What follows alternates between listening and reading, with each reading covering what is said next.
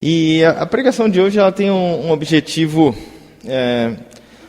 simples, que a gente olhar um pouco para o fundamento da fé, a base da fé cristã. E fazendo isso, porque esse fundamento e essa base são vítimas de inúmeras tentativas de desvio, de destruição, de tirar do centro. Esse é um motivo. E o outro motivo é porque o fundamento é o que mantém a estrutura de pé. Verdade ou não, neguinho? Fundamento bem feito, né? Então, o fundamento começa a ficar ruim, tem que mexer, não é verdade? Então, esse é o princípio. E aqui nesse livro a gente vai ver alguns efeitos ruins de se desviar disso, e especialmente os efeitos benéficos e que a gente deve sempre levar em consideração, tá bom? Então, o primeiro ponto que eu quero chamar a atenção de vocês é em Gálatas 1. Ele diz assim, a partir do verso 7. Gálatas 1, 7. Aí diz assim, Gálatas capítulo 1, né, verso 7, que na realidade não é o Evangelho. O que ocorre é que algumas pessoas estão perturbando, querendo perverter o Evangelho de Cristo. Veja essa palavra aí, perverter, tá bom? Algumas versões são diferentes. E ele fala, mas ainda que nós ou ainda um anjo dos céus pregue um evangelho diferente daquele que pregamos, seja amaldiçoado. Então a primeira coisa que eu quero que vocês vejam é que Paulo está escrevendo essa carta para os Gálatas, e ele está dizendo que alguns queriam perverter o evangelho de Jesus. Perverter. Então essa tentativa aconteceu nessa época, essa tentativa ela vai acontecer também sempre na vida da igreja. Às vezes a igreja ela é muito desconsiderada no mundo, muito deixada, mas se você pegar a lógica espiritual, você vai ver que a salvação vem da palavra de Deus e vem na igreja. Esse é o lugar onde o inimigo vai mais querer deturpar e desviar. Se ele conseguir desviar a palavra, a mensagem, o foco na igreja, ele ganha, né? Os crentes perdem força e ele ganha muito terreno. Então, isso deve ser a coisa mais central e importante para a gente, né? Em outros versículos, Paulo aos Filipenses, ele fala para que a gente combata pela verdade do Evangelho. E você conhece a vida de Paulo, o pastor Marcos com certeza prega muito, como Paulo lutou pelo Evangelho. Lutou, cadeias, fome, dormindo ao relento às vezes. E como ele mesmo diz, às vezes tinha tudo, estava suprido, bem cuidado, bem acomodado, mas às vezes não tinha nada. Perigo de assalto, perigo de roubo, perigo de perseguição. Mas ele dizia assim, mesmo tudo posso naquele que me fortalece, para continuar adiante, não é verdade? Então Paulo lutou, nosso dever também lutar. Então estava acontecendo isso na igreja de Gálatas. Isso estava acontecendo porque basicamente atrás do evangelho iam judaizantes que queriam impor ou colocar algumas regrinhas, algumas regras. Você creu em Jesus? Você, para fazer parte da igreja, para fazer parte do povo de Deus, você tem que se circuncidar. Tem que guardar o sábado. E vinha com algumas regras. Tá? Não vou entrar... Talvez eu fale um pouco do sábado, mas a questão... Então essas regras era basicamente a lei. A lei de Deus para os israelitas. Então tinha que guardar a lei. Então o pessoal começava a usos e costumes, guardar a lei, e estava vivendo começando isso na igreja, e Paulo vai lá e escreve essa carta. Então, o que Paulo coloca são algumas coisas, entre elas é o seguinte: ele vem falar para essa igreja assim: olha, primeira coisa, recebi esse evangelho de Deus, não foi de homem, mas foi por revelação de Jesus Cristo. Então a gente pode ver que o evangelho é puro, é certo, é perfeito. Tem um outro ponto muito interessante que Paulo se dá de encontro com Pedro. Pedro, vocês claro que conhecem, um dos apóstolos de maior renome. E Pedro foi visitar os irmãos, e Pedro comia com os gentios, ou seja, ele era judeu, mas ele estava junto dos gentios convertidos. Estava celebrando a salvação em Cristo Jesus, etc. e tal. Mas chegaram os judaizantes, e Pedro, por temor a homens no coração, ele começou a se afastar. Ele começou a seguir rituais judaicos de não comer junto com os gentios. E Paulo, quando viu isso, ele repreendeu Pedro na frente de todo mundo e falou que ele não estava vivendo na verdade do Evangelho. Então, olha a seriedade disso. A gente vê isso no verso 14, no capítulo 2. Veja lá o que o apóstolo Paulo fala para o apóstolo Pedro. Não estamos falando aí de novo convertido ou alguém com pouca expressão, né? Então vai lá, Gálatas 2,14. Quando vi que não estavam andando de acordo com a verdade do Evangelho, declarei a Pedro diante de todos: você é judeu, mas vive como gentil e não como judeu. Ou seja, ele estava comendo lá antes do pessoal chegar, ele vivia como gentil, mas agora, você é judeu, mas vive como gentil e não como judeu. Portanto, como é que pode obrigar gentios a viver como judeus? Guardar a lei. Nós, judeus de nascimento, e não gentios pecadores, sabemos que ninguém é justificado pela prática da lei, mas mediante a fé em Jesus Cristo. Assim, nós também cremos em Cristo Jesus para sermos justificados pela fé em Cristo, e não pela prática da lei, porque pela prática da lei ninguém será justificado. Se, porém, procurando ser justificados em Cristo, descobrimos que nós mesmos somos pecadores, será Cristo, então, ministro do pecado? De modo algum. Se reconstruo o que destruí, provo que sou transgressor. No caso de Pedro, voltando à lei. Voltando ao que era antes.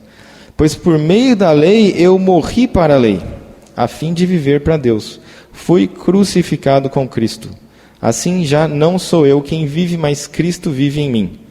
A vida que agora vivo no corpo, vivo-a pela fé no Filho de Deus, que me amou e se entregou por mim.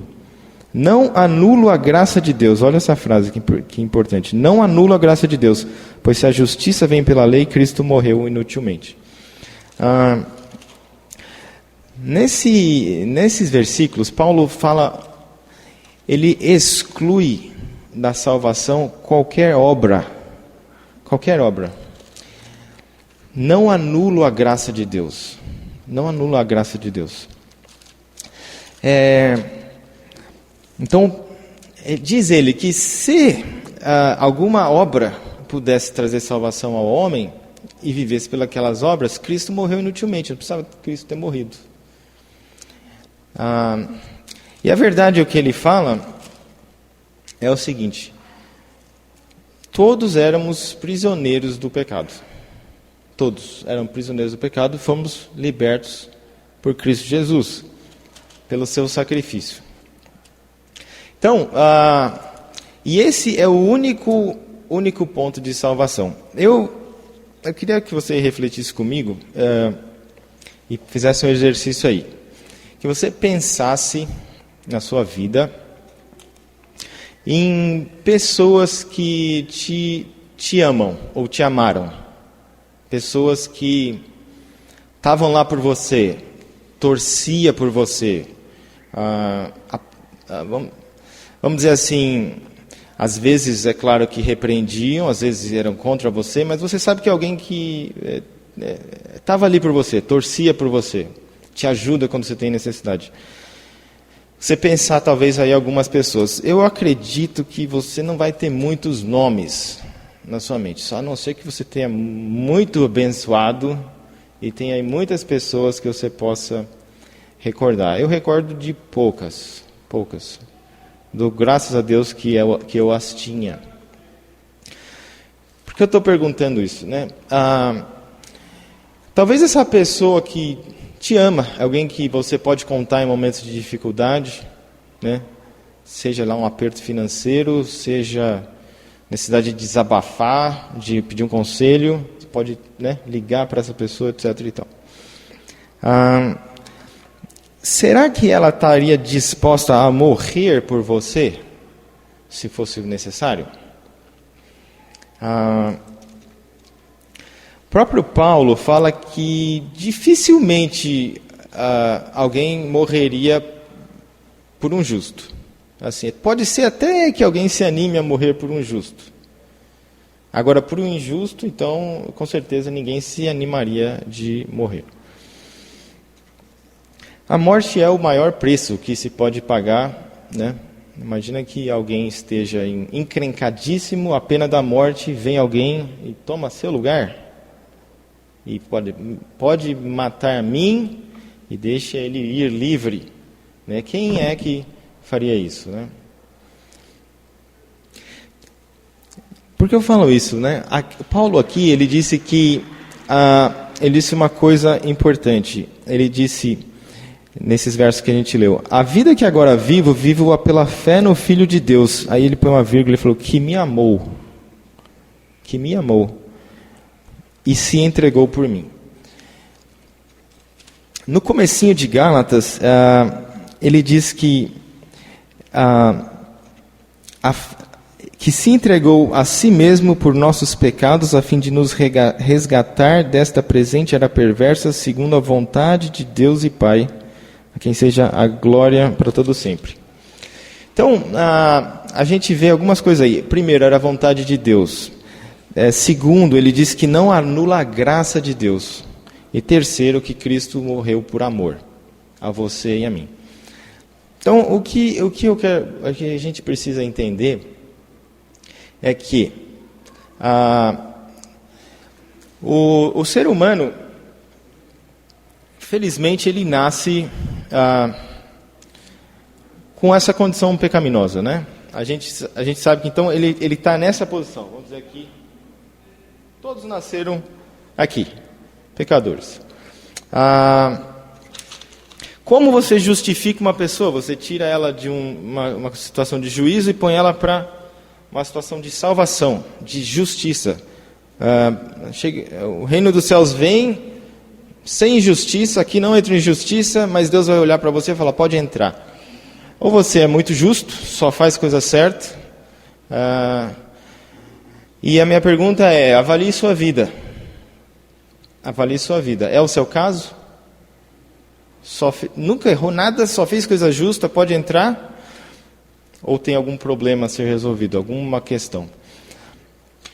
Eu estava fazendo um negócio, encontrei um homem, lógico que ele estava me vendendo algo, e eu fiquei impressionado quando voltei para casa, que eu falei, eu não vi um erro nesse homem, eu não vi um defeito, só vi ponto positivo. Só que a palavra de Deus que diz que não há um justo sequer. Então eu falo assim, só porque a palavra de Deus diz que não há um justo sequer, eu sei que esse camarada não é perfeito. Mas a minha base para ver isso foi a palavra de Deus, não foi o que eu vi não, porque pelo que eu vi, estava perfeito. Aí depois eu fiquei pensando, assim, mas é que eu conheci ele hoje, né? Se eu perguntar para a esposa dele, talvez ela vai me dizer, não, Gustavo, não é bem assim não. Né? A pessoa convive muitos anos, etc. e tal, né? E aí no dia seguinte a gente foi ver mais esses assuntos, e aí eu vi algumas nuances de alguma coisa cinza, vamos dizer, alguma fumacinha assim, mas de leve. De fato, o cara era muito correto, justo e tal, mas sempre tinha seu errinho, como todos. Só para fechar esse parênteses, às vezes a gente julga os outros ou considera pela nossa perspectiva humana, né? A gente fala, não, mas tal pessoa é muito trabalhadora, muito direita, ela é justa. Só que a questão de reino de Deus, da salvação, quem é o juiz é o Senhor, né? O olhar de Deus é muito... O céu é um lugar que nenhum homem consegue imaginar. A pureza, a perfeição. Mentira não entra no céu, nem pequena nem grande. Né? Machucar, enganar, egoísmo não entra no céu. Então, o padrão é bem diferente do nosso, né? O padrão é bem outro. Então, mas sabendo disso, a boa notícia, o Evangelho, ele diz que Cristo veio pela graça de Deus e por amor e se entregou. Por nós, foi ressuscitado, está no céu e vai vir reinar. E Paulo diz, o argumento dele é que é essa fé que faz uma pessoa receber o Espírito Santo, é essa fé que faz a pessoa nascer de novo. Então, eu vou aqui ler, para a gente ver essa ideia aqui, escrita no texto, Gálatas 3, verso 1. Ele vai dizer um pouco sobre isso. Ó Gálatas insensatos, quem os enfeitiçou? É interessante essa ideia de enfeitiçou. Os Gálatas estavam no caminho certo, alguém veio e começou a falar, eles estavam começando a desviar. Pensa nisso para irmãos e irmãos na fé. Quem os enfeitiçou? Não foi diante dos seus olhos que Cristo Jesus foi exposto como crucificado? Gostaria de saber apenas uma coisa. Foi pela prática da lei que vocês receberam o Espírito ou pela fé naquilo que ouviram? A resposta é, pela fé naquilo que ouviram. Será que vocês são tão insensatos que, tendo começado pelo Espírito, agora querem se aperfeiçoar pelo esforço próprio? Será que foi inútil sofrerem tantas coisas? Se é que foi inútil. Verso 5. Aquele que lhes dá o seu Espírito, ou seja, a aprovação de Deus, Deus está dando o Espírito, e opera milagres entre vocês, realiza essas coisas pela prática da lei ou pela fé com qual receberam a palavra? Tá bom? Então a resposta é pela fé que receberam a palavra. E ele disse aqui então, vocês receberam o Espírito, tá bom? Deus mudou a sua vida. Foi por prática da lei? Foi porque você era bom ou não era? Porque você fazia isso, não fazia aquilo, etc e tal? Ou foi porque alguém veio e pregou a palavra e você creu? Alguém veio e pregou a palavra e você creu. E isso fez você nascer de novo, mudar de vida. Então é isso que salvou você e é isso que te salva. E ele falou, é isso que você deve continuar andando. Não é necessariamente preocupação com obras. Não é necessariamente preocupação com obras. E aí você fala, então deixa as obras, não importa as obras. Então o que eu vou trazer para a gente aqui, nessa noite, aqui é o seguinte. Diz o apóstolo Tiago, escreveu no livro dele, que a fé sem obras é morta. E para você ter uma ideia da dificuldade dessa discussão, Martim Lutero, que foi o autor da Reforma, chamava essa epístola de palha, fraca, sem consistência, basicamente por esse versículo. O Martim Lutero tinha muita dificuldade e esse livro de Gálatas era o livro de cabeceira dele, era a namorada dele antes de casar, vivia na cabeceira dele, ele falava. Era o livro que ele mais gostava, porque é a justificação pela fé. E aí ele não entendia como o Tiago falou, a fé sem obras é morta. E aqui em Gálatas a gente vai ter a resposta dessa atitude. Isso está em Gálatas. Vamos ver.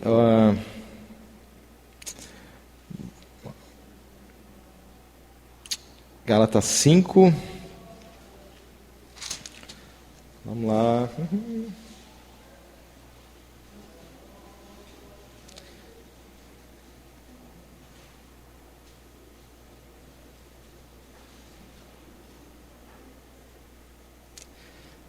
Gálatas 5. O que conta é a fé. Vocês corriam bem.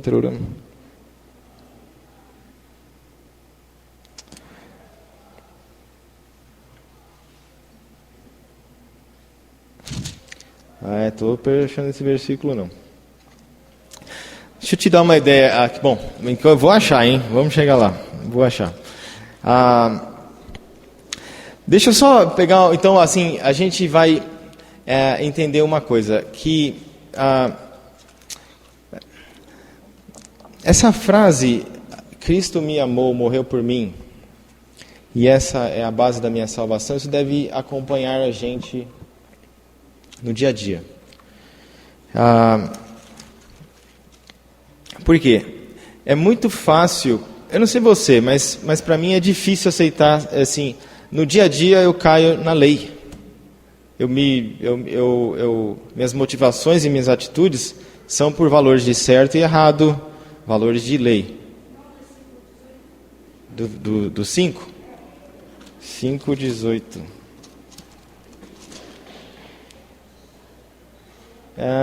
Não.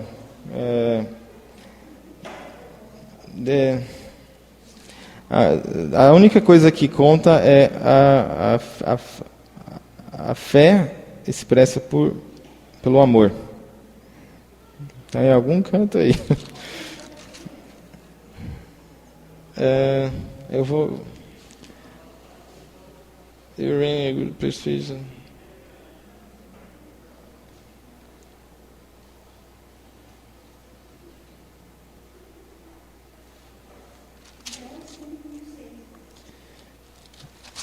Cinco e 6. Isso! Obrigado, minha esposa, minha auxiliadora idônea. Versos 5 e 6, exatamente. Então vamos lá ler esse daí, vai. Gálatas 5, versos 5 e 6. O verso 5 também era interessante, eu estava querendo falar sobre ele. Pois é mediante o Espírito que nós aguardamos pela fé a justiça, que é a nossa esperança. Porque em Cristo nem a circuncisão nem a incircuncisão tem efeito algum, mas sim a fé que atua pelo amor. E a versão em inglês, ela é interessante que ela dá uma ideia um pouquinho melhor. Ela diz que a única coisa que conta é a fé que se expressa ou expressada através do amor. Então, a ideia é que na vida de Deus vai olhar para alguém e a única coisa que vai dar fruto é o seguinte, é a fé que se expressa pelo amor. Então, expressa pelo amor, aí você vê obras, tá bom? Que se expressa, que faz coisas, que age. Pedro estava agindo pela lei quando Paulo repreendeu. Você não está andando de acordo com o Evangelho, você não está fazendo as coisas de acordo com a fé. E aqui ele diz que essas coisas são expressões da fé. Então, a única coisa que conta é a fé que se expressa e faz coisas através do amor. Então, e aí ele ressalta aqui, amai uns aos outros. Resume a lei aí. Resume a lei em amor um pelos outros. Então, eu estava dizendo, se a dificuldade que às vezes a gente tem de balizar o nosso dia a dia pela fé. E expressar a fé pelo amor. A gente baliza por certo e errado. Posso, não posso, devo, não devo. O que eu devo fazer ou não, pastor? Pregador. O que eu faço? Ao contrário de se lembrar o seguinte. Não é por mim que eu vou ser salvo. Se depender de mim, Não sei de você, mas depender de mim, meu passado, né, já era, não tem esperança de salvação. Aqui está dizendo que... Então, quando você pensa em salvação, você pensa o quê? Eu sou salvo porque eu, isso, aquilo, ou porque Cristo morreu por mim? A base da minha salvação, da de Paulo, é que Cristo te amou. Talvez o seu... Lembra Davi falando? Ainda que meu pai e minha mãe me desamparem, o Senhor não me desamparará. Ainda que teu pai e sua mãe não te amem a esse ponto, Deus não te desamparará. Deus te amou. Deus me amou e morreu por você, morreu por mim. Esse é o motivo do sacrifício. E o efeito do sacrifício através da fé é a salvação e nascer de novo. Sempre vai ser assim. E uma vez feito, é viver nessa fé, nessa salvação. Então, Deus me amou e morreu por mim, ressuscitou e vai voltar. Vai voltar e eu vou viver com Ele. É isso. E a partir daí, já que é assim, e por causa disso, eu vou fazer boas obras. Eu vou viver em gratidão, eu vou viver amando o meu próximo, eu já não odeio o meu próximo, eu já não tenho medo do futuro, eu estou em paz com Deus. E às vezes aquele sentimento vem, sou crente ou não sou crente? Pisei na bola, não orei. Aí a gente vai voltar por quê? Volta porque esse versículo. Não desprezo a graça de Deus. Eu vivo pela fé no Filho de Deus que me amou e morreu por mim. Então, e a partir disso a gente produz obras boas. Então, então vamos lá para Tiago, né? A fé sem obras é morta. Então o que Tiago está dizendo? Tiago está dizendo, não seja ouvintes da palavra de Deus, praticantes sejas. Quem escuta e acha que é só escutar... engana-se a si mesmo, porque a palavra de Deus é escutar e praticar, é escutar e aplicar, e crer, afinal, né? Se a gente crê, então veja bem aqui a lógica da coisa. Se você crê na palavra de Deus, de verdade, eu vou ler aqui verso 19 até o 21, do verso 5. Como é que você vai viver nessas coisas se você crê? Verso 5, 19.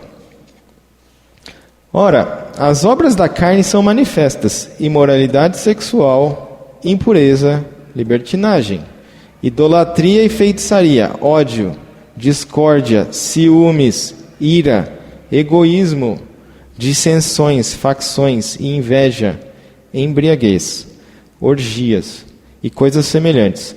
Eu os advirto, como antes já os adverti. Aqueles que praticam essas coisas, vivem nela, não herdarão o reino de Deus. Não herdarão o reino de Deus. Então, como a gente pode crer, quem crê na palavra de Deus, de fato crê de verdade, como é que vai viver nessas coisas? Vai abandonar essas coisas. Vai, no mínimo, saber que está errado. E se alguém chega com uma repreensão... Às vezes a gente aqui está dizendo, eu não vou nem falar, eu vou ler, verso 6. Irmãos, se alguém, capítulo 6, verso 1. Irmãos, se alguém for surpreendido em algum pecado, veja bem, é capaz o cara ser salvo, a mulher ser salvo, mas cair, errar. Se alguém for surpreendido em algum pecado, vocês que são espirituais deverão restaurá-lo com mansidão. Cuide-se, porém, cada um para que também não seja tentado. Levem os fardos pesados uns dos outros e assim cumprirão a lei de Cristo. Então é capaz que haja tropeço pelo caminho. É capaz. Agora, uma coisa é tropeço, outra coisa é viver naquilo. E a questão da restauração, né? Quem tem um coração crente, é mais fácil de converter. Agora tudo tem muito, a coisa às vezes não é tão simples, né? Especialmente em algumas idades, mas a gente precisa entender e continuar trabalhando dessa forma, tentar restaurar. Agora então ele diz assim, no capítulo no 5:22, o contrário dessas que não vai herdar o reino do céu é o seguinte: mas o fruto do Espírito é amor, alegria, paz. O fruto do Espírito, paciência, amabilidade, bondade, fidelidade, mansidão, domínio próprio. E ele diz assim, contra essas coisas não tem lei. Né? Não existe uma lei. Olha, não seja tão legal com o seu vizinho. Não ame tanto assim o seu cônjuge. Não faça o bem, né? Não dê prioridade, tanta prioridade para o seu próximo assim. Não existe esse tipo de lei, não precisa. A lei é injustiça. Então o que ele está dizendo? Que quem vive no Espírito, vindo da fé, vai acabar praticando boas obras. Não só vai, mas deve se esforçar, tá bom? A gente tem um papel ativo nisso. As coisas não vão acontecer de todo jeito. Agora o que eu queria assim mais para a gente caminhar aí pro aspecto final era marcar com vocês essa ideia. Quando você olha para você e você agora crendo em Cristo, você é uma nova criatura. Você não é mais aquilo que você era. Mas que o combustível para a sua vida, depois que eu li esse capítulo semana passada, todo dia, pelo menos umas 2, 3 vezes, eu recordo esse versículo para mim me posicionar correto na vida. Por que eu fui salvo? Porque Cristo me amou e se entregou por mim. E a única coisa que conta é a fé expressada pelo amor. Em fruto disso, eu devo amar. Isso não é fácil. É bem contracultural, bem contra a educação, bem contra tudo. Mas essa é a verdade. Essa é a verdade. Uma implicação disso é que nos faz humilde. Do que eu vou ou você vai se orgulhar, se exaltar? Eu fui salvo porque eu era muito honesto. Não era, não foi isso. Se era honesto você era, mas egoísta você não era? Não, egoísta era um pouco. Pronto. A lei tem que cumprir toda a lei, não é só um ponto da lei. Então, agora para a gente fechar com um exemplo claro, existia um centurião romano que ele foi o primeiro gentio a se converter. Pedro, um anjo mandou Pedro ir pregar para ele. O que se dizia desse homem? Que ele era muito piedoso nas suas esmolas. Ele se compadecia do pobre, da viúva, ajudava a construir as sinagogas na igreja, mesmo não sendo judeus, mas ele gostava. Então aí os anjos falaram assim, vai lá, Pedro, e prega para esse camarada. No máximo, essas boas obras atraíram a atenção de Deus para que o evangelho fosse pregado. E o que aconteceu quando o evangelho foi pregado? Ele creu que Jesus morreu pelos pecados dele e ele recebeu o Espírito Santo. E aí ele foi salvo. No mínimo, ajudou ele a ter oportunidade de ouvir o evangelho. Nada mais que isso. Agora, a salvação dele veio... Se Cristo não tivesse morrido por ele, junto com todos nós, ele estaria no inferno, condenado. Mas Cristo morreu por ele, ele creu, pronto, ele foi salvo, recebeu o Espírito Santo. Então até ele foi salvo pela fé. E todos somos, né? O próprio apóstolo Paulo jogou todo fora o currículo impecável dele. Me importa é Cristo. Então, isso faz a gente humilde. Ou seja, ninguém pode se exaltar, dizer eu sou bom, sou melhor. Não, Cristo teve que morrer por mim, porque é a única saída para mim e para você. Então, isso deve ser uma verdade que deve caminhar para a vida cristã, tá bom? Uma verdade que deve caminhar para a vida cristã.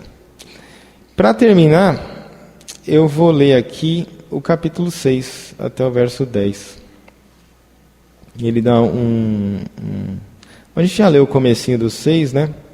Eu parei no verso 3. Capítulo 6, verso 3.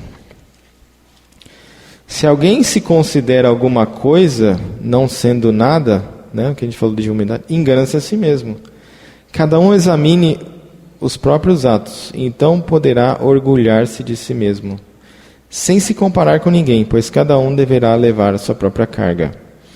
O que está sendo instruído na palavra, partilhe todas as coisas boas com aquele que o instrui. Não se deixe enganar, de Deus não se zomba. Pois o que o homem semear, isso também colherá. Quem semeia para a sua carne, da carne colherá destruição. Mas quem semeia para o Espírito, do Espírito colherá a vida eterna.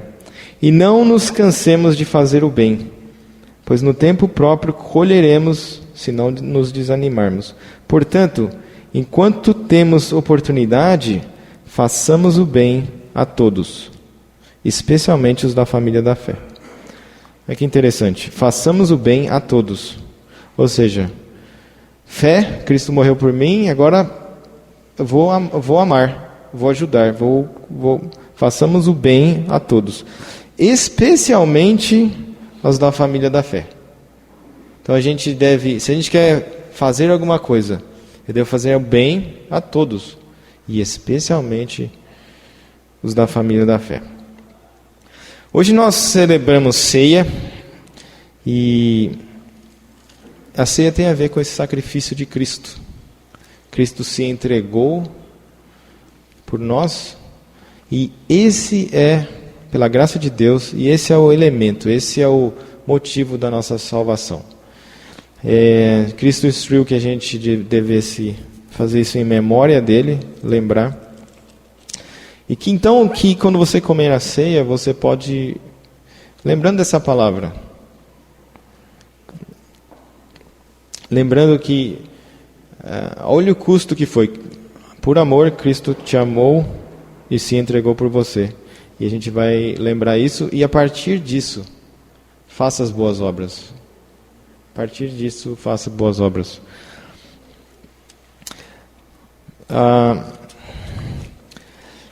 Última instrução aí com relação à ceia, o pastor Marcos deve vir celebrar conosco, é se examinar. Examine-se o homem a si mesmo, antes de comer a ceia. A primeira palavra de Jesus Cristo foi: arrependam-se, o reino dos céus está próximo. Basicamente era, está andando para longe de Deus? Volte para Deus. E Deus vai te perdoar. Essa é a boa notícia. Se você voltar para Deus e ser arrependido, Deus vai te perdoar. Mas é necessário arrependimento. Então a gente pode tirar esse tempo aí, examinar-nos, se for o caso, né, pedir perdão, e se você assim decidir tomar a ceia, que é a sua salvação, a minha salvação. Chamou o Marco?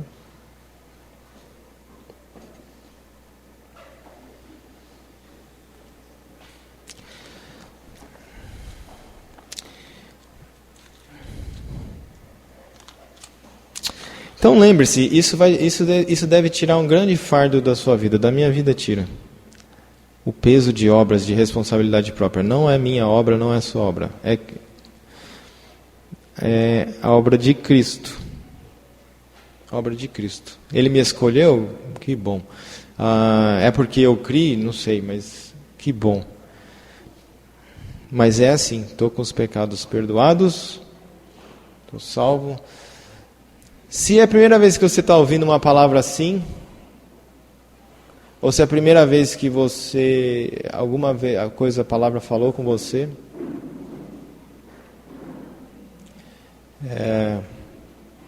e você quiser reconhecer publicamente, porque de fato é importante. Cristo uma vez disse que quem se envergonhar de mim, eu também vou me envergonhar quando voltar na glória com meu Pai. Então, se for seu caso, levanta sua mão. Levanta sua mão. Fala assim: eu quero, Senhor, a sua graça. Eu aceito, reconheço os meus pecados e aceito Cristo como meu Salvador.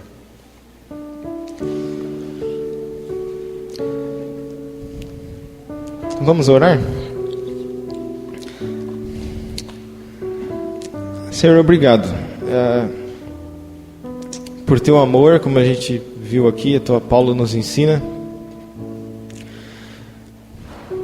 Pela tua graça, o Senhor nos amou, o Senhor fez isso. Mandou Jesus, que morreu por nós, ressuscitou a Cristo e Ele voltará em glória, esperamos assim. Por essa fé temos novidade de vida. Por essa fé recebemos o Espírito Santo. E pelo Espírito Santo podemos fazer boas obras, amar a todos, especialmente os da família da fé. O Senhor nos abençoa a viver nesse fardo leve. Jesus disse que o fardo dele é leve. E de fato é. E que então que as nossas boas obras elas possam ter a raiz correta. Que a gente nunca possa se enganar e levar culpa ou peso que não devemos. O Senhor abençoa a tua igreja, abençoa o Evangelho deste mundo, desse Brasil. Que o Evangelho no Brasil, Deus, prospere. Que o Evangelho nesse país tenha misericórdia desse povo. Leva a conversão, leva arrependimento, leva a fé, mudança de obras, de vida. Que, se assim for da tua vontade, que muitos brasileiros possam glorificar, louvar a Deus, serem salvos. E enquanto esperamos a tua volta. Muito obrigado, abençoa a tua igreja, abençoa cada um aqui, nos leve em paz, nos abençoa a ter a fé e dar essas boas obras que vêm da fé.